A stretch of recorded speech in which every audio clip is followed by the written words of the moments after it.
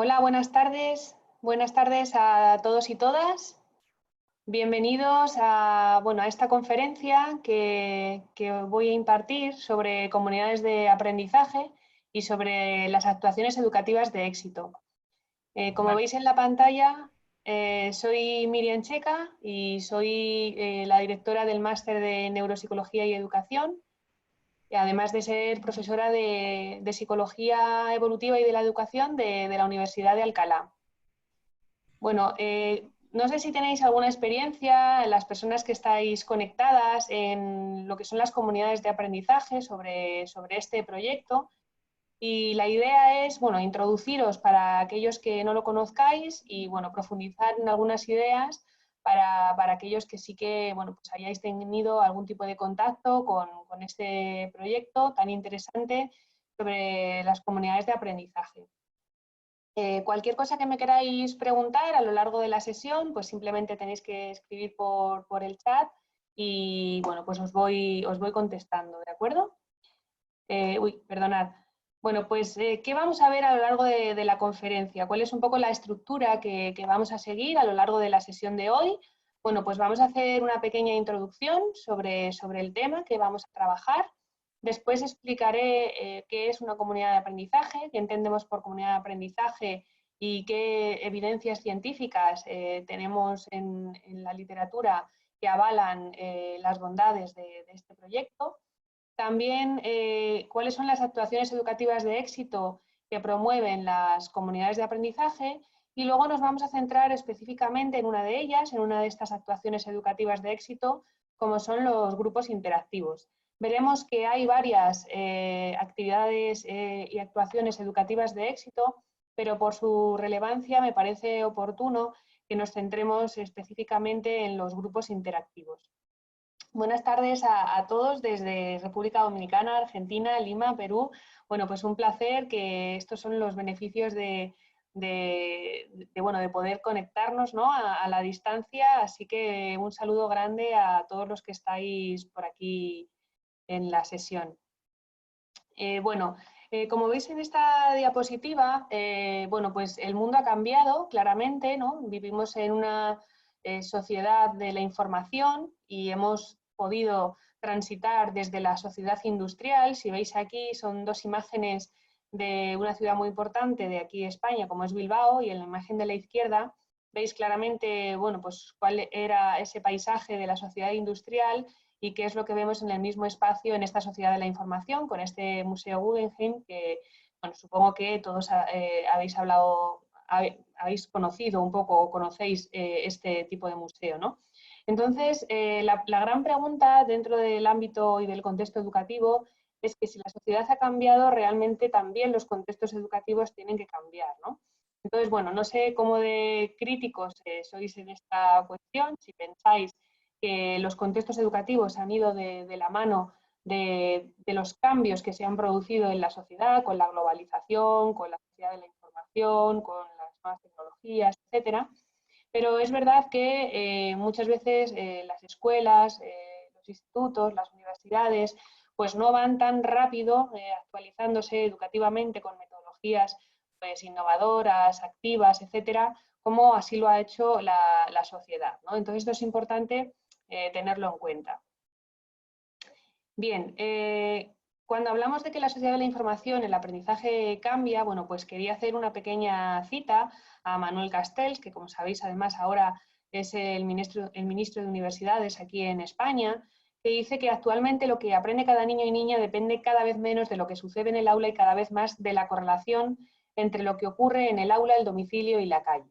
Bueno, esto responde a un paradigma educativo que también hay otros muchos autores, como Ramón Flecha y demás, que hablan sobre el aprendizaje a lo largo y ancho de la vida, ¿no? No sé si habéis escuchado esta expresión, pero realmente lo que viene a decir es que no solamente es la escuela, las paredes de la escuela, donde aprendemos, sino que aprendemos a lo ancho de la vida, quiere decir a lo largo de múltiples canales de información, de múltiples contextos, donde hay que tener en cuenta no solamente el aula o el centro educativo, sino también cómo es la comunidad que rodea a ese contexto educativo para realmente tener una influencia grande en los niños y niñas que crecen en él, ¿no? Y a lo largo de la vida se refiere a lo largo de toda la etapa vital, es decir, no solamente cuando las personas están en proceso de escolarización, como puede ser la etapa primaria, secundaria y universitaria, sino que aprendemos a lo largo de toda la vida, ¿no?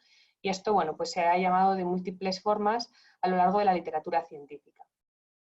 Bueno, un aspecto importante, si no conocéis las comunidades de aprendizaje, este proyecto del que vamos a hablar hoy, es que evidentemente están basados estas comunidades de aprendizaje en evidencias científicas provenientes de, bueno, pues de un gran proyecto europeo que se llama proyecto, como veis aquí, proyecto Included, donde ya hay pues múltiples estudios que han avalado la eficacia de trabajar en comunidad en los contextos educativos, con la comunidad en los contextos educativos. Bien, algunos antecedentes importantes de estas experiencias y en qué se basa este proyecto Included del que hablábamos, ¿no? Que es un poco el paraguas o el soporte que sustenta las comunidades de aprendizaje.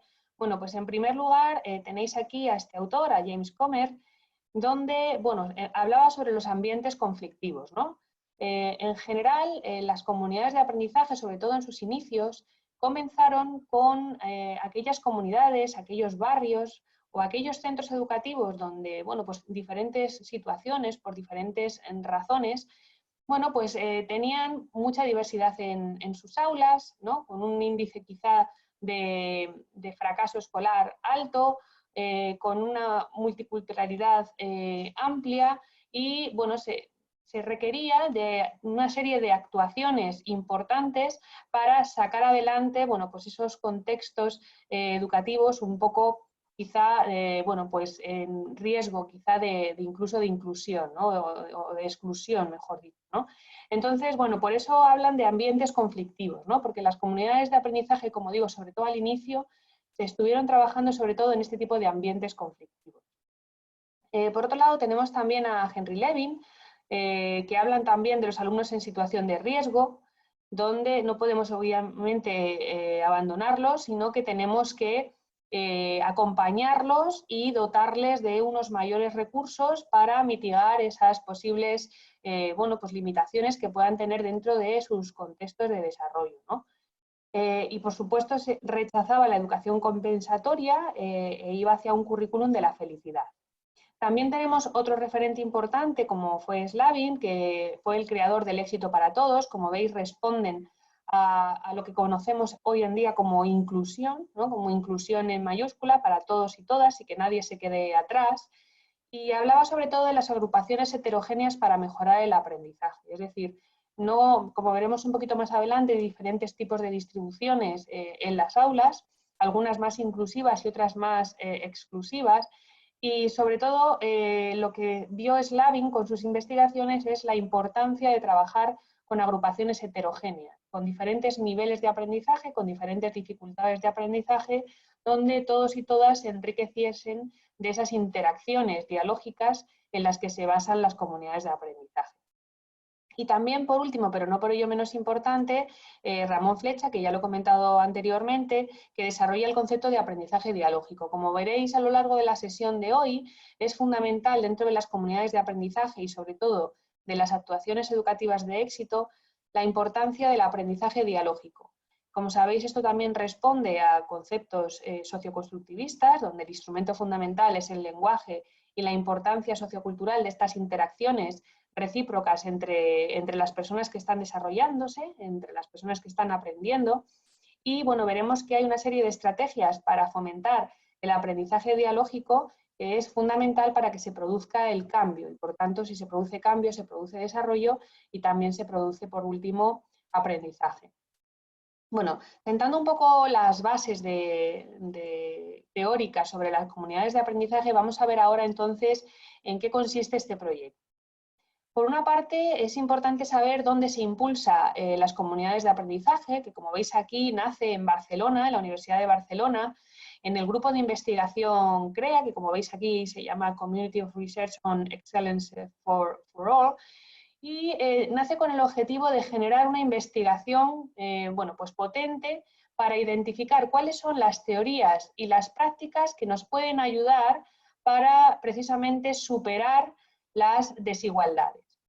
Evidentemente, como os decía al principio, cuando se identificaban centros educativos o contextos educativos que por diferentes razones, bueno, pues no estaban avanzando o no estaban teniendo éxito la mayoría de los estudiantes, sino por el contrario, se producían altos niveles de fracaso, bueno, pues empezó a analizar cuáles eran esas prácticas educativas que se desarrollaban en esos contextos y qué se podía hacer para superar esa barrera y que, bueno, ningún niño ni ninguna niña se quedase atrás, ¿no? Este era un poco el inicio o el propósito, el objetivo de este proyecto de investigación. Se ha ido avanzando en el tema de las comunidades de aprendizaje y, bueno, este mapa que os adjunto aquí es para que veáis, bueno, la cantidad de comunidades de aprendizaje, de centros educativos que ya se han convertido en comunidades de aprendizaje, para que veáis la importancia que va teniendo ya dentro del territorio de España, ¿no? Y luego a continuación veremos en el territorio de Latinoamérica, ¿no? Entonces veis aquí que en España aproximadamente hoy en día existen 200 comunidades de aprendizaje en toda España, que pueden ser desde centros de educación infantil, de primaria y de secundaria, ¿no? Luego veremos que para convertirse en comunidad de aprendizaje hay una serie de pasos que los centros educativos que quieran convertirse deben de seguir. Es un proceso que requiere una serie de cambios, una serie de formaciones y por tanto no es sencillo, pero ya se ha avanzado muchísimo y bueno, pues hay 200 centros educativos en España que ya cuentan con ser comunidad de aprendizaje. Y luego veis aquí también, bueno, pues las escuelas que existen en América Latina. Veis que hay tres colores en la leyenda. En naranja tenéis las escuelas que ya son comunidad de aprendizaje, que en este caso serían 53 escuelas. En rojo tendréis las escuelas con actuaciones educativas de éxito, porque ya veréis que se pueden realizar algún tipo de actuación educativa de éxito sin llegar a ser todavía comunidad de aprendizaje, sería como la primera etapa. Y luego tendríamos en color verde, bueno, pues aquellas escuelas que están todavía en proceso de convertirse, ¿no? Entonces, bueno, veis que hay en diferentes ciudades, en total serían 112 escuelas las que en América Latina pues ya se encuentran como comunidad de aprendizaje. Bueno, pues veis que tiene ya una cierta presencia no solamente a nivel nacional, que como decíamos empezó en la Universidad de Barcelona, sino que ya se ha extendido también en América Latina, ¿no? Bueno, para entender bien qué es una comunidad de aprendizaje, aquí a la derecha veis bueno, pues una imagen donde hay grupos, la clase está distribuida por grupos, donde en cada grupo aproximadamente hay 4 o 5 alumnos y en cada uno de esos grupos hay un adulto de referencia. Ese adulto de referencia es lo que llamamos voluntarios, que asisten al centro escolar para apoyar y para que pueda realmente funcionar las diferentes actuaciones de éxito que se producen en las comunidades de aprendizaje. Por tanto, es muy importante el papel no solamente, en este caso, del docente o la docente, sino también de estos voluntarios que van a pertenecer a la comunidad de esos centros educativos que van a, bueno, pues a invertir su tiempo de forma altruista para un beneficio completo de la comunidad. Eso es un poco la marca de éxito de este proyecto. Evidentemente, es fundamental que contemos con voluntarios y voluntarias para que este proyecto pueda dar lugar. Si no contamos con voluntarios, es imposible solamente con los profesionales de la educación que esto salga adelante. Por tanto, es fundamental no solamente que tome conciencia de esta importancia de las comunidades de aprendizaje los diferentes maestros o maestras, sino también que sepan transmitirlo a las familias, que sepan transmitirlo a los diferentes agentes de la comunidad para que vean que su labor es fundamental dentro del proyecto de la comunidad de aprendizaje para que no solamente los niños y las niñas se enriquezcan con su participación, sino que al final esto se devuelve a toda la comunidad. Por tanto, es un proyecto educativo que engloba, como decíamos, a diferentes agentes, a diferentes personas que forman parte de la comunidad, no solamente a lo que habitualmente conocemos dentro de los centros educativos, como son profesores o profesorado y alumnado, sino también a cualquiera que quiera poner, bueno, pues, su saber al servicio de la comunidad de aprendizaje. Evidentemente, este saber no requiere que sea un saber profesional, es decir, no es necesario ser maestro ni maestra, ni pedagogo, ni psicólogo para poder actuar como voluntario dentro de una comunidad de aprendizaje. Simplemente, como veremos, el papel o el rol del voluntario es precisamente fomentar ese aprendizaje dialógico del que hablábamos antes y bueno, incitar a todos los niños y a las niñas a que expresen y comuniquen bueno, los diferentes retos que ha diseñado siempre el docente o la docente. Por tanto, el voluntario o la voluntaria es simplemente un dinamizador de la dinámica que haya preparado y planificado el docente, pero en ningún caso tiene que explicar nada ni, por supuesto, corregir. Es más bien que todos asegurar que todos y todas están participando, que todas y todas están expresando sus opiniones, que se escuchan, que se explican entre ellos, etc. Por tanto, es un proyecto muy inclusivo y comunitario, ¿no? Y estaba, como os decía, basado fundamentalmente en el aprendizaje dialógico y en unas actuaciones muy concretas de éxito que os pasaré a explicar un poquito más adelante. Cuando se consigue convertir un centro educativo en comunidad de aprendizaje, realmente no se transforma solo la escuela, se transforma la escuela y todas las personas que forman parte de ella, así como toda la comunidad. Por tanto, es una transformación cultural y es una transformación del entorno. Por tanto, es algo muy enriquecedor para no solamente, como digo, la escuela, sino que esto trasciende a las paredes de la escuela y se ve enriquecida toda la comunidad. Bien. ¿Qué ocurre o qué se dio cuenta el grupo de investigación CREA? Que efectivamente, como decíamos antes en esa imagen de la era industrial y la era de la sociedad de la información, la escuela tenía que cambiar, la escuela se tenía que transformar. Y la escuela no se puede transformar sola, evidentemente. La escuela necesita otros agentes, acordaros de lo que os he comentado antes de lo de a lo largo y ancho de la vida, que realmente ayuden a que se consigan una serie de aprendizajes, una serie de objetivos a través y fundamentalmente de la interacción comunicativa entre múltiples contextos, ya sea la familia, ya sea el barrio y al final la sociedad en su conjunto, ¿no? Y cuando todo eso se pone en marcha, realmente es cuando se consigue un proyecto transformador para que al final se llegue al éxito de todo el alumnado y no solamente de unos pocos que, bueno, pues por su procedencia, por sus tipos de contextos, etcétera, bueno, pues tengan más sencillo poder avanzar y tener éxito escolar, ¿no? Bueno, vamos a ver entonces ahora cómo se organiza un centro, si alguien está pensando, si hay alguien que trabaja en alguna escuela o que trabaje o siendo directivo, por ejemplo, de una escuela, al final, cómo se organiza un centro en comunidad de aprendizaje y qué tipo de pasos o de procesos se deben seguir, ¿no?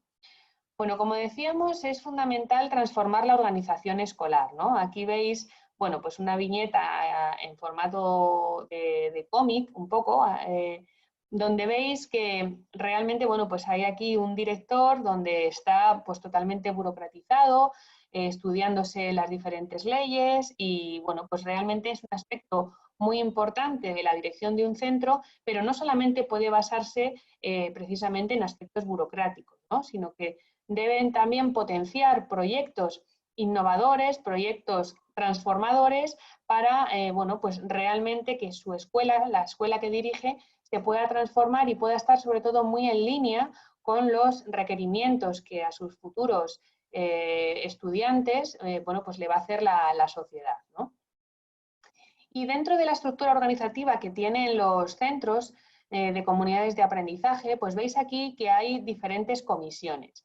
Una comunidad de aprendizaje es fundamental que se organice en diferentes comisiones, que cada una de ellas va a estar formada no solamente por el profesorado, que habitualmente son los que forman parte y son los que toman las decisiones dentro de los centros educativos, sino que dentro de estas comisiones van a estar formadas precisamente por toda la comunidad.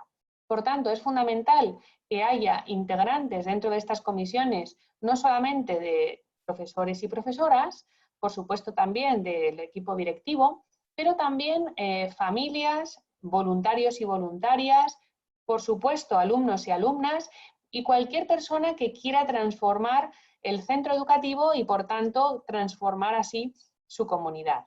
Entonces es muy importante esta organización de las diferentes comisiones para alcanzar una serie de objetivos que la comunidad se ha propuesto. Cuando veamos las diferentes fases para convertirse en comunidad de aprendizaje, veremos que una de las fases fundamentales e iniciales de convertirse en comunidad de aprendizaje es la fase que llaman del sueño. En esos sueños sueña toda la comunidad, sueñan alumnos y alumnas, sueñan los profesores, sueñan las familias y evidentemente la comunidad de aprendizaje a lo largo de 4 años, porque cada 4 años se vuelve a soñar, trata de conseguir y de alcanzar esos sueños que ha propuesto pues, toda su comunidad educativa, ¿no? Entonces, para alcanzar esos sueños, se van organizando en función de los diferentes tipos de sueños que se hayan realizado, se hacen diferentes comisiones, como veis aquí, que algunas de ellas pueden ser estas que veis, ¿no? Por ejemplo, de convivencia. Bueno, pues si al centro educativo, alguien del centro educativo ha soñado que no quiere que haya conflictos en el centro, pues, por ejemplo, podría pasar a formar parte de esta comisión de convivencia. Puede ser una comisión de aprendizaje, puede ser una comisión de voluntariado, de igualdad, de fiestas. Cualquier cuestión que se sueñe se trata de organizar en diferentes comisiones que a su vez, como veis aquí, están bueno, pues coordinados por una comisión gestora para tratar de que ningún sueño de la comunidad de aprendizaje, bueno, pues se alcance, ¿no? Por ejemplo, bueno, pues yo he visto unos sueños pues, muy bonitos que se han alcanzado, ¿no? Por ejemplo, decían tener una piscina en el centro educativo. Bueno, pues con el dinero que se propuso y con muy poquito dinero que se puso por parte de los voluntarios, se compró una piscina de estas, bueno, que no son obviamente subterráneas, sino que son de estas que son movibles y se pudo hacer un día de la piscina. O otro quería una, no sé, patios inclusivos, por ejemplo, ¿no? Bueno, pues cualquier deseo, cualquier sueño que se haga por parte de algún miembro de la comunidad de aprendizaje se trata de alcanzar a través de estas comisiones que siempre, como digo, son mixtas por todos los participantes de la comunidad. Veis aquí ahora las fases que, bueno, necesariamente tienen que transitar los diferentes centros educativos que se quieran convertir en comunidad de aprendizaje. Como veis aquí, la primera fase sería una fase de sensibilización. Es decir, si nosotros no conocemos qué es una comunidad de aprendizaje, no sabemos cuáles son sus beneficios, no sabemos cuáles son las evidencias científicas que demuestran que las actuaciones educativas de éxito pues pueden ser muy importantes para conseguir el éxito escolar de todos y todas, bueno, pues realmente difícilmente podremos seguir adelante, ¿no? Por tanto, esta primera fase de sensibilización es una fase de conocimiento del proyecto, de analizar cuáles son las bondades del mismo y, bueno, ver qué se necesita para poder convertirse bueno, pues en comunidad de aprendizaje. Después habría que tomar una serie de decisiones, siempre de forma consensuada y siempre de forma mixta, por toda la comunidad. Si realmente, por ejemplo, se podría contar con voluntarios o voluntarias, en qué tipo de horario se podría contar con voluntarios o voluntarias, si bueno, podemos establecer diferentes comisiones, si podemos establecer bueno, diferentes propuestas dentro del centro educativo, si podemos establecer las aulas a través de grupos heterogéneos. Es decir, hay que tomar una serie de decisiones previas a la etapa del sueño, que como os decía antes es una etapa fundamental y además es una etapa muy bonita que yo he vivido de primera mano en varias comunidades de aprendizaje, ¿no? Donde es un día que toda la comunidad, bueno, pues es una jornada completa donde se sueña, donde hay diferentes actividades de concienciación, de sensibilización, de formación de esas comisiones y realmente es un día muy importante y que a lo largo de 4 años se trata de alcanzar de una forma efectiva esos sueños. La siguiente fase sería una selección de prioridades, porque evidentemente cuando se abre la mano a soñar, ¿no? Pues ya sabemos la cantidad de cosas que pueden surgir y además de una forma muy diversificada, porque no es lo mismo a lo mejor lo que puede soñar un niño de infantil que un maestro o que una familia. Entonces, evidentemente, estas comisiones también tienen que ir seleccionando una serie de prioridades y, por supuesto, como dice en la siguiente fase, una planificación, ¿no? En qué vamos a invertir los esfuerzos al principio, qué vamos a hacer a continuación, para realmente que todo o lo mayor posible se quede hecho, pero siempre con una buena planificación. Y una vez que el centro educativo se ha convertido ya en comunidad de aprendizaje, evidentemente eso no acaba ahí, sino que tiene que ir en una fase de consolidación donde tiene que haber investigaciones de si realmente lo que estamos realizando en nuestro centro escolar está funcionando o no está funcionando. Desde luego, el profesorado y las familias tienen que estar en permanente formación. Evidentemente, la formación es fundamental en cualquier ámbito y en este también, y el profesorado, bueno, pues tiene que formarse continuamente, y también los voluntarios y voluntarias, al menos una vez al año, tienen que también recibir formación, sobre todo porque hay aspectos importantes y un rol importante de los voluntarios, evidentemente es, como os decía antes, ser moderador o moderadora y, por supuesto, guardar la confidencialidad de lo que ahí pasa, ¿no? Entonces, en esa formación se insisten mucho en esos aspectos. Desde luego no en aspectos curriculares ni académicos, porque no es la función del voluntario ni la voluntaria, pero sí en los aspectos de cómo debe ser su rol dentro de las comunidades de aprendizaje. Y también es importante la evaluación. Es fundamental evaluar al menos anualmente cómo está funcionando la comunidad de aprendizaje, cómo están funcionando las actuaciones educativas de éxito. Realmente si estamos consiguiendo que todas y todas avancen y tengan éxito en las diferentes tareas escolares, o por el contrario, todavía encontramos que algún niño o niña pues, nos está quedando en el camino, y qué podemos realizar para que eso no ocurra, ¿no? Entonces, como veis aquí, es unas fases bastante establecidas y que persiguen la inclusión de todo el mundo, de familias, profesorado y todo el alumnado, y es importante que todo esto esté acompañado de una reflexión continua a través de las etapas de investigación, formación y evaluación.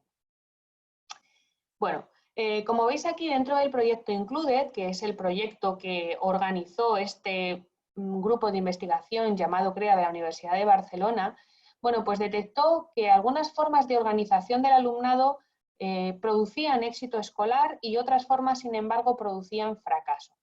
Identificaron tres formas básicas de organización dentro del aula, como son lo que llamamos comúnmente los grupos mixtos, o en inglés mixture, los grupos homogéneos, que en inglés lo llaman streaming, y la inclusión, que está directamente relacionada con este proyecto, con el proyecto Included, y concretamente con los grupos interactivos, que os explicaré un poquito más adelante. Bueno, los grupos mixtos se basan en la igualdad de oportunidades en el acceso.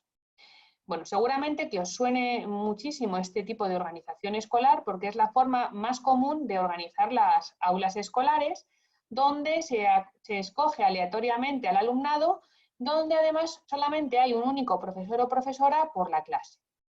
Podemos encontrarnos aquí entonces alumnado que tiene diferentes niveles de aprendizaje, diferentes dificultades, bueno, diversidad de todo tipo. ¿Y qué demostraron el proyecto Included? ¿Qué demostró? Pues que este tipo de agrupamientos bueno, pues no permite al profesor atender a toda la diversidad que encuentra en el aula, porque claro, un profesor que esté atendiendo a prácticamente 30 estudiantes, pues es costoso poder identificar cuáles son las características individuales de cada uno de ellos y realmente pues poder adaptar toda su metodología a cada uno de los ritmos de aprendizaje de su alumnado.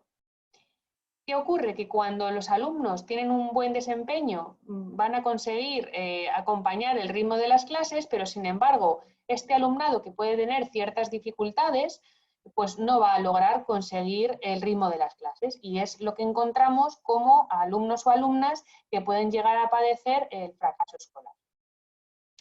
Bien. Me dice Felipe, perdonar que no lo había visto antes, si estos proyectos de comunidad de aprendizaje son un aporte en tiempos de hoy, la viabilidad para iniciarlo pasan a estar detenidos en el tiempo por la suspensión de clases. Claro, evidentemente ahora mismo está todo suspendido en España, y me imagino que también en los países por donde me estéis escuchando. Evidentemente esto es más complejo, pero bueno, yo realmente, que conozco bastante bien las comunidades de aprendizaje, se pueden hacer algunas experiencias incluyendo también a voluntarios y voluntarias. Pero es verdad que la presencialidad aquí es fundamental, porque lo que pretende este proyecto, como os estoy haciendo incidencia todo el rato, es en esa interacción dialógica fundamental que es clave para llevar a cabo cada una de las actuaciones educativas de éxito, ¿no? Entonces es verdad que esto impide un poco esta interacción, algunos de la metodología propuesta, algunas de las actividades, aunque bueno, con algunas herramientas que tenemos se puede potenciar, ¿no? Hay herramientas que conocemos todos, bueno, incluso Zoom, que pueden realizarse diferentes grupos, que pueden hacer diferentes interacciones en pequeño grupo, luego extrapolarlo a gran grupo, es decir, se pueden hacer algunas cosas, pero evidentemente pues lo ideal es hacerlo de forma presencial. Bien, entonces el segundo tipo de agrupamientos es los grupos homogéneos, que es los grupos que están atendiendo a la diversidad, pero enfocándose en la diferencia, con el objetivo de atender a estas diferencias. Bueno, pues sobre todo se trata de adaptar el currículum a los distintos tipos de estudiante, de acuerdo a sus diferentes capacidades y dentro de un centro escolar. Pero como veis aquí en esta imagen de la derecha, algunos tipos de esta agrupación homogénea pueden ser una optatividad excluyente, es decir, bueno, como tienes ciertas dificultades en una determinada materia, pues en este caso pues sacamos a los alumnos del aula e incidimos en aquellos aspectos donde tienen más dificultades. También otro tipo de agrupamiento homogéneo serían los grupos de apoyo o refuerzo escolar, que se están separando, como digo, del grupo de referencia. También otro de las organizaciones podría ser la adaptación curricular individual, que en este caso sería excluyente, o agrupamientos de diferentes capacidades o por diferentes niveles de desempeño. ¿Y qué ocurre? Que realmente el proyecto Included lo que demostró, gracias a diferentes investigaciones en contextos reales de aprendizaje, fue que la mejor forma de organización escolar es a través de la inclusión, donde se igualan las oportunidades tanto en el acceso como en los resultados. Y para ello es necesario que se organice al alumnado de forma heterogénea a través de diferentes tipos de agrupaciones, que son todas ellas inclusivas. En primer lugar, desdoblamiento en grupos heterogéneos, con diferentes niveles de dificultad y con diferentes niveles de desempeño. También ampliación del tiempo de aprendizaje, eso también es importante, pero para todos y todas. Adaptación individual e inclusiva dentro del aula. Optatividad inclusiva, no solamente por lo que se te da bien o no, sino te doy a elegir y es una elección real. Y también grupos heterogéneos con reorganización de recursos, donde fundamentalmente se pone el foco en los grupos interactivos, que a continuación es donde nos vamos a empezar a centrar. Como os decía, es importante que las comunidades de aprendizaje se basen en una serie de actuaciones educativas de éxito, y se llama de éxito porque realmente, como os decía al principio, están científicamente demostradas que funcionan para conseguir el éxito de todo el alumnado, ¿no? Y algunas de estas actuaciones de éxito pues son estas que veis aquí. Los grupos interactivos, que ya los he comentado y son, bueno, quizá la herramienta estrella, ¿no?, de las comunidades de aprendizaje, que ahora entraremos a explicar un poco más en detalle en qué consisten y cómo se realizan. También las tertulias dialógicas, que también un poquito más adelante os lo voy a explicar. Las bibliotecas tutorizadas, bueno, aquí os lo voy a explicar en esta diapositiva. Las bibliotecas tutorizadas quiere decir que siempre hay algunos voluntarios que están en las bibliotecas, y para aquellos niños y niñas que sus familias por diferentes razones por las tardes no les puedan ayudar en su quehacer de tareas, deberes y estudios, pues puedan siempre asistir a esta biblioteca que está tutorizada por grupos de voluntarios y además por otros estudiantes también del centro que pueden ayudar en ese estudio. La formación de familiares, que también lo hemos comentado ya, es fundamental. Cuando digo familiares, porque suelen ser fundamentalmente los voluntarios y voluntarias que asisten a las comunidades de aprendizaje. Es muy importante que los familiares conozcan el proyecto, conozcan las bondades del proyecto, conozcan cuáles son realmente el rol tan importante que desempeñan, para que realmente, bueno, pues puedan confiar en el proyecto y puedan poner sobre todo su tiempo, que es valiosísimo, a disposición de la comunidad de aprendizaje. Por supuesto, necesitaríamos que cuanta más gente se involucre dentro de la comunidad de aprendizaje, mejor. Por tanto, es necesario la participación educativa de toda la comunidad. También es importante conocer en qué se basan los modelos dialógicos, sobre todo con el objetivo o la finalidad de prevenir y resolver los diferentes conflictos que puedan surgir, y por supuesto la formación pedagógica de todos y todas en esta formación dialógica, en la importancia del uso del lenguaje y de las interacciones recíprocas de todas las personas que forman parte de la comunidad de aprendizaje.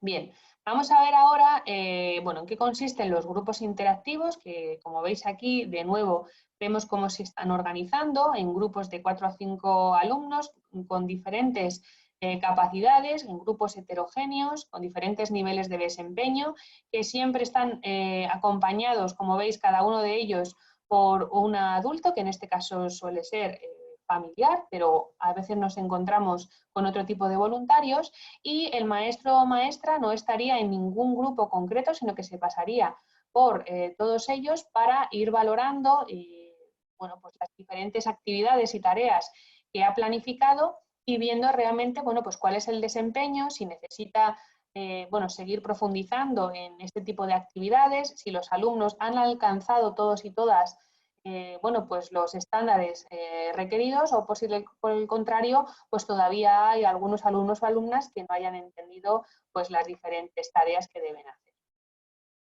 Entonces, como veis, realmente es una organización del aula que está demostrado que promueve una serie de resultados muy satisfactorios, tanto en contextos de aprendizaje como en contextos de convivencia, es decir, que también al conocerse más, al hablar más, y se utiliza el lenguaje para realmente poder resolver los conflictos. También es muy importante que no es lo mismo tener un adulto en el aula por 30 alumnos, sino que aquí ya estamos multiplicando las interacciones con personas de referencia adultas, porque como hemos visto, se suelen organizar entre 4 o 5 grupos interactivos, todos ellos acompañados por un voluntario o voluntaria. Por tanto, ya estamos hablando de que existe un adulto de diferencia por cada 4 o 5 alumnos. Por tanto, eso es algo muy importante, que además se va a preocupar porque todos y todas hablen, argumenten, expliquen, y realmente esto va a multiplicar y diversificar las diferentes interacciones, por tanto se va a multiplicar también el trabajo efectivo. También vamos a incluir a todo el alumnado, no vamos a sacar a nadie fuera del aula, sino que lo vamos a trabajar todos desde dentro. Muchas veces nos preguntan si aquellos alumnos que van bueno, pues más adelantados, o que dijéramos que tuvieran un nivel de desempeño alto, pierden, ¿no? por hacer estos grupos heterogéneos, por a lo mejor estar con estudiantes que bueno, pues tienen un nivel de desempeño inferior, ¿no? Y esto está demostrado que realmente no es así, porque cuando realmente se produce un aprendizaje significativo y profundo es cuando tú eres capaz de explicarle algo al de al lado, a los demás, ¿no? Entonces es muy importante cuando no solamente que el alumno que no sabe realizar una tarea, bueno, pues lo vea explicado por un igual, un poco más capaz que él, sino que también se produce un aprendizaje mayor de aquel que ha comprendido bien la tarea que esté planificada y sea capaz de ponerse en un nivel superior para podérselo explicar a su compañero. El objetivo, por tanto, es desarrollar la aceleración del aprendizaje. lo que conseguimos con los grupos de interactivos es acelerar los aprendizajes para todos y todas, sin dejarnos a nadie en el camino, ¿no? ¿Cuáles son algunos de los objetivos? He seleccionado 3 porque hay muchísimos, pero algunos de los objetivos fundamentales los hemos ido comentando. Por supuesto, acelerar los aprendizajes y estas capacidades de colaboración y ayuda entre todos y todas. Facilitar el aprendizaje entre iguales, porque al final lo que produce el moderador es una interacción entre iguales. El moderador, como os decía antes, no tiene que explicar nada, simplemente moderar y asegurarse de que todo el mundo está explicando, de que está interviniendo, de que está activo, de que está teniendo una escucha activa, de que está tratando de defender su postura. A veces está en lo cierto, pero otras veces resulta que habla al compañero y desmonta un poco su argumento y se da cuenta, ¿no? Es decir, que es muy importante también cómo es capaz de convencerme mi compañero para darme cuenta de si estoy realmente en lo cierto o no. Y por supuesto, al final, el objetivo último es desarrollar al máximo todas las competencias de todo el alumnado, facilitando de este modo lo que pretendemos todos los que somos profesionales de la educación, que es el éxito escolar para todo el mundo, ¿no? Bueno, ¿y cómo se agrupa el alumnado? Bueno, pues consiste en realmente, como os decía, grupos de 4 o 5 alumnos, normalmente, de una forma heterogénea en múltiples aspectos, en cuanto a género, en cuanto a idioma, en cuanto a motivaciones, en cuanto, por supuesto, a nivel de aprendizaje y también origen cultural. Como vemos aquí también en esta imagen, vemos que siempre a estos grupos interactivos se le incorpora una persona adulta de la comunidad. En este caso es una mamá de esta clase de infantil, que siempre bueno, pues se ha ofrecido de forma voluntaria para que pueda favorecer en pequeño grupo las diferentes interacciones educativas entre todos y todas. ¿Quién diseña las actividades? Evidentemente siempre el maestro o la maestra, que es el profesional de la educación. Y lo que vamos a ver a continuación en las siguientes pantallas es que va a tener que desarrollar 4 o 5 actividades. Normalmente los grupos interactivos están diseñados para entre 60 y 70 minutos y cada 15 o 20 minutos se cambia de actividad. Por tanto, los estudiantes o los alumnos van a pasar en esos 60-70 minutos por 4 actividades que ha diseñado el adulto, todas ellas guiadas por un adulto de referencia. La idea fundamental o el propósito fundamental es que el alumnado llegue a resolver las diferentes actividades que han sido diseñadas por su profesor o profesora, siempre a través del uso de un diálogo igualitario, donde todas las opiniones son respetadas, donde todas son igual de importantes y donde realmente tenemos que llegar de una forma consensuada a una solución común. ¿Cuál es la responsabilidad de los adultos que hay en el aula? Pues que, como os decía, que todos y todas puedan intervenir, que puedan participar y que se contribuya de forma solidaria a la resolución de las diferentes tareas.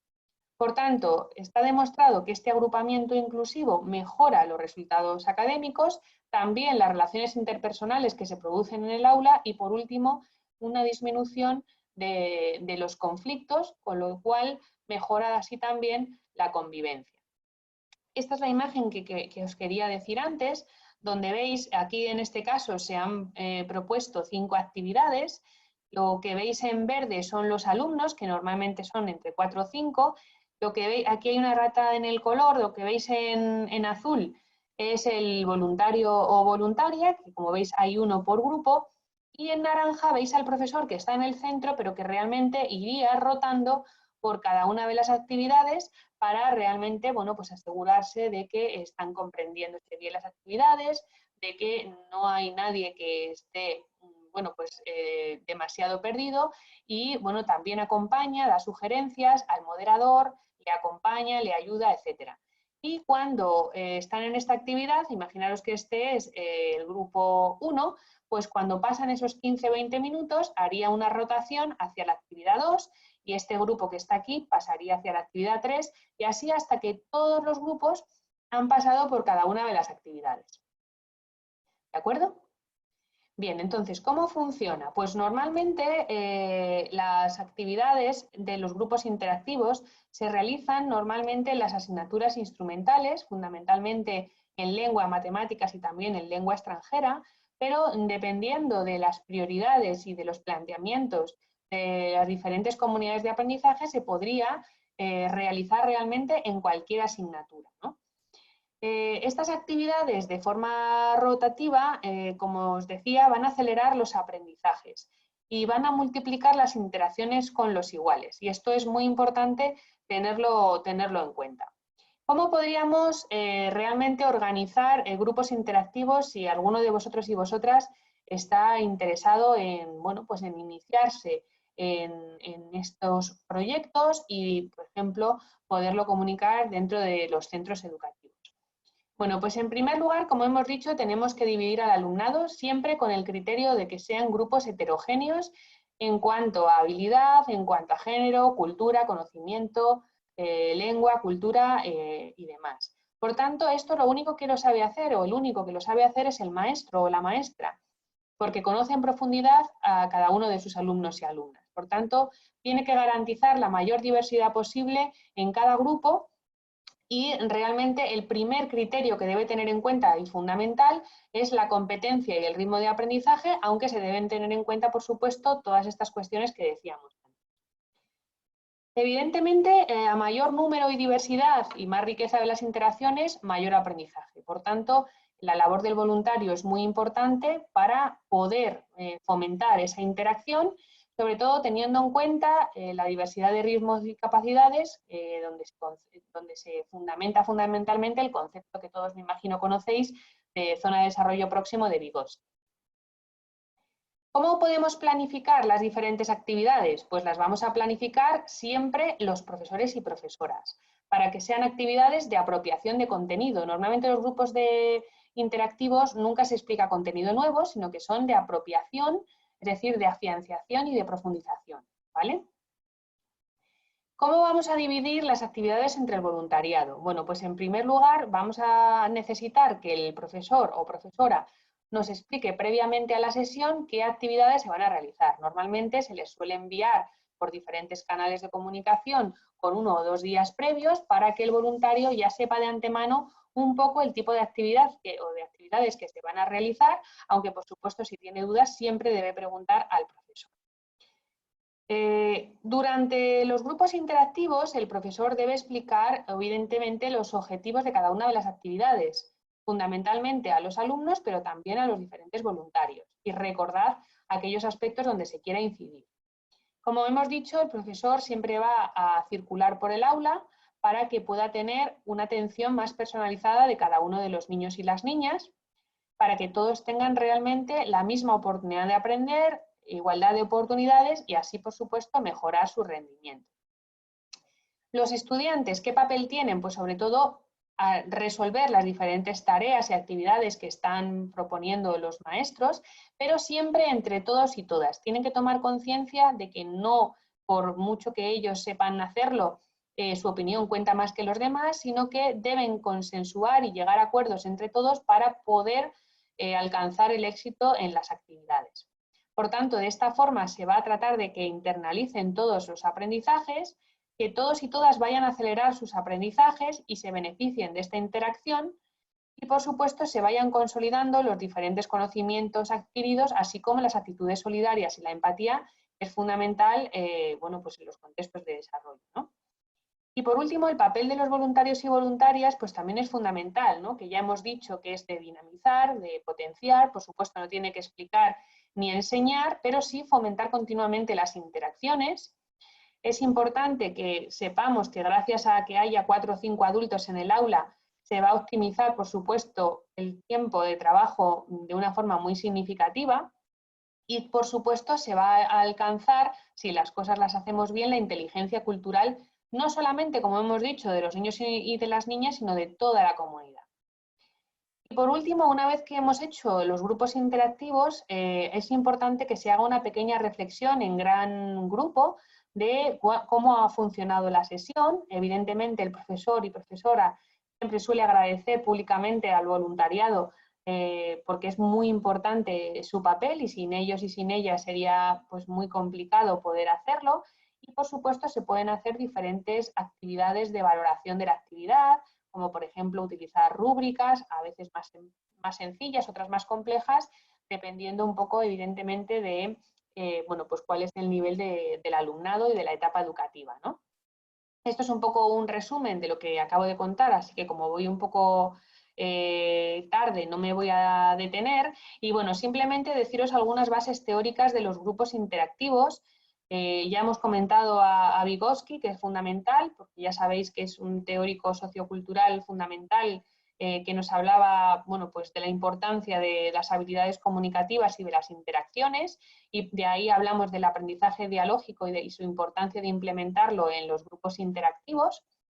Y bueno, si habéis leído algo sobre aprendizaje dialógico, pues es fundamental conocer sus 7 principios. No me voy a detener ahora, pero los tenéis aquí en pantalla, desde el diálogo igualitario, la inteligencia cultural, la transformación, la dimensión instrumental, la creación de sentido, la solidaridad y la igualdad de diferencia. No me voy a detener porque ya he ido comentando a lo largo de la exposición, ¿no? Entonces, ¿cuáles son algunos referentes fundamentales de los grupos interactivos y de las comunidades de aprendizaje en general? Pues teóricos como Vygotsky, como Brunner, como Wells, Freire o Flecha, pues bueno, son autores de referencia que si queréis seguir indagando sobre el tema podéis revisar.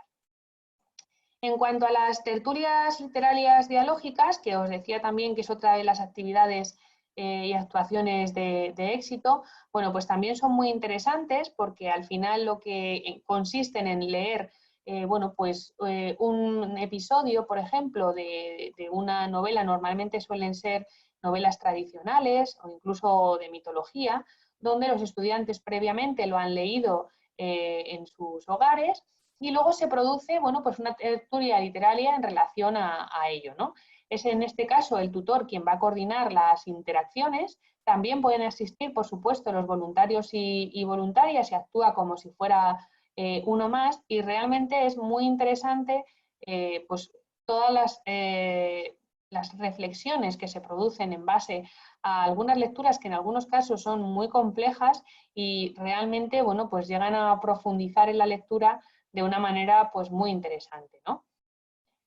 Y bueno, pues simplemente os quería, para terminar, os he seleccionado aquí cómo suelen presentar en algunas ocasiones las diferentes actividades de estudio, en este caso, cómo se programan grupos interactivos, en este caso es para primero de primaria, aunque evidentemente esto, dependiendo de la etapa educativa, se va a ir complejizando todo lo que queramos, pero como veis aquí, esto es lo que se da a los voluntarios para que, bueno, pues ellos previamente a llegar a la sesión sepan bueno, en qué va a consistir pues, el grupo o el puesto donde van a participar, ¿no? Siempre se produce el título de la actividad, en este caso es un bingo, luego los objetivos que se persiguen, los materiales que se van a necesitar y el procedimiento. ¿De acuerdo? Entonces, bueno, esto es un poco para que veáis qué es lo que ven previamente a la sesión los voluntarios y voluntarias, que es muy importante para no perder tiempo cuando se llegue a la sesión. Y bueno, para terminar, hay muchísimos textos escritos sobre comunidades de aprendizaje, pero bueno, a mí me gusta recomendar este que tenéis aquí, Comunidades de Aprendizaje, Transformar la Educación, de Elbot y colaboradores, para realmente conseguir transformar la educación. Así que, bueno, pues muchas gracias por vuestra atención y ahora, si os parece, pues me podéis preguntar cualquier cosa. Voy a revisar un poco el chat. Veo que os ha parecido interesante, comentáis por aquí. Me pregunta Blas, ¿qué tipo de formación tienen que tener esos padres que hacen de profesores en su tiempo libre? Bueno, realmente no hacen de profesores, esto es una cosa muy importante que me gustaría que quedase claro, porque el profesor solamente es el profesor de aula y los voluntarios y voluntarias, su papel único y exclusivo, como os decía, es dinamizar.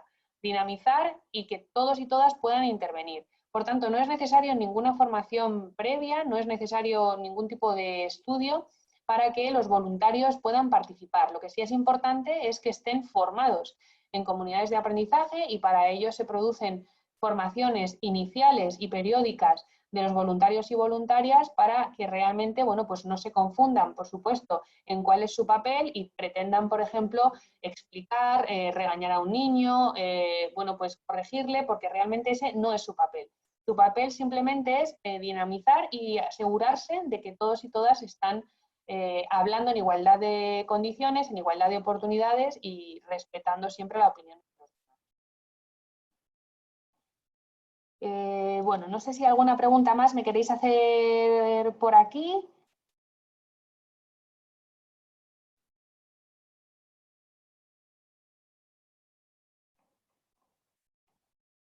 No veo así ninguna pregunta. Si algo se me ha escapado, pues perdonadme, como no quería que se me quedara nada en el tintero. Cualquier pregunta me podéis explicar ahora, decirme. Sí, Blas, me decía que quería hacer otra consulta, pues cuando quiera. ¿Cuántos días? Bueno, no, me refiero, ¿cuántos días se suman los voluntarios? Bueno, pues esto depende, porque evidentemente va a depender de pues la disposición de que tenga cada voluntario o voluntaria. Evidentemente las casuísticas son enormes, como os podéis imaginar. Hay gente que tiene más posibilidades, más tiempo, porque probablemente a lo mejor pues, no está trabajando fuera de casa, otros que sí trabajan fuera de casa, pero tienen flexibilidad de horarios. Bueno, normalmente los grupos interactivos se suelen organizar o a primera hora de la mañana o a última hora de la tarde, precisamente para que se pueda, en la medida de lo posible, facilitar que vayan los voluntarios y voluntarias. Una cosa que no he dicho y es importante es que normalmente se hace una actividad de grupos interactivos por semana, por ejemplo, en lengua y en matemáticas, y normalmente cada 15 días en otras, como por ejemplo inglés, natural science o social science, o naturales o sociales, en el caso de que no sean colegios bilingües. Entonces, evidentemente, si por ejemplo el voluntario o voluntaria solamente quiere asistir al grupo de su hijo o hija, que es totalmente lícito, pues tendría que ir un día a la semana o dos, depende de si quiere ir también a los grupos de inglés. Evidentemente, hay algunos voluntarios que no solamente van al grupo de sus hijos e hijas, sino que tienen más disponibilidad y además les encanta el proyecto y van, evidentemente, pues a todos los grupos que pueden, ¿no? Entonces, claro, pues ahí la disponibilidad es mayor y pueden asistir pues prácticamente todos los días de la semana, porque evidentemente los grupos interactivos están organizados dentro de todo el calendario semanal pues en diferentes horas y días de la semana, y si el voluntario o voluntaria tiene disponibilidad y le apetece, pues vamos, sería el voluntario ideal que todo el mundo quiere para poder participar, ¿no? Es verdad que se van organizando en diferentes canales de comunicación, fundamentalmente WhatsApp o Telegram, hay un listado de voluntarios y se pregunta con 2 o 3 días quién va a poder asistir a los grupos interactivos, ¿no? Entonces, normalmente, como os decía, se suelen necesitar 5 voluntarios por grupo y la verdad es que no suele haber problemas encontrar 5 voluntarios en toda la comunidad de aprendizaje para que vayan a un grupo interactivo. Me pregunta Isidoro si es posible aplicarlo en todos los niveles de la educación básica. Sí, sí, como decía antes, tanto en educación infantil como en educación básica o de la etapa primaria y secundaria, incluso hay algunos experimentos también en la universidad, en la etapa universitaria. Entonces, evidentemente, se puede adaptar a los diferentes niveles de aprendizaje, a las diferentes dificultades, y sí, sí, existen comunidades de aprendizaje, como decía, tanto centros de atención básica como de secundario. Dice Blas que está trabajando con temas de pensamiento computacional, de robótica aplicada a la educación, creo que se adapta a este tipo de espacio. Normalmente, como dice Blas, bueno, pues esto responde un poco también a diferentes perspectivas, bueno, pues psicológicas, como puede ser el constructivismo, ¿no? Que como habéis visto y habéis podido al final deducir, bueno, pues esto realmente se basa mucho sobre todo en el constructivismo social, a través de las interacciones.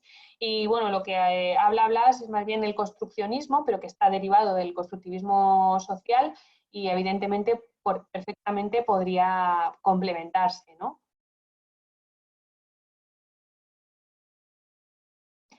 No sé si alguien más quería preguntar algo.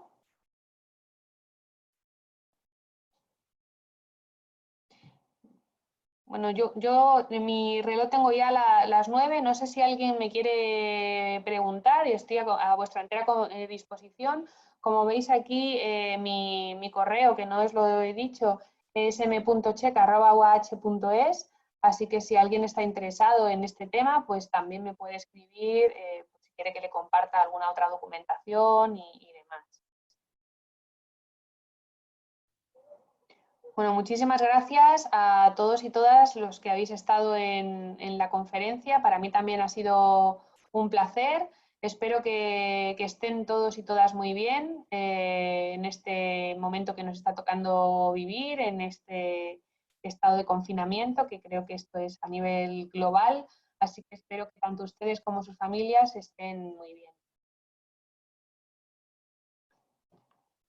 Dice Ana que le ha interesado el tema porque trabaja en multigrado y es mejor hacerlo así. Desde luego así es muy, muy interesante porque, como decíamos, la importancia de los grupos heterogéneos y trabajar con todos los niveles. Así que sería muy, muy interesante incluir esta perspectiva, Ana. Bueno, pues muchísimas gracias por vuestra atención, por vuestra participación, por vuestros comentarios, que son todos muy interesantes, y os agradezco de verdad que hayáis estado aquí conmigo este ratito. Así que les mando un saludo grande y espero que nos podamos ver pronto. Muchísimas gracias.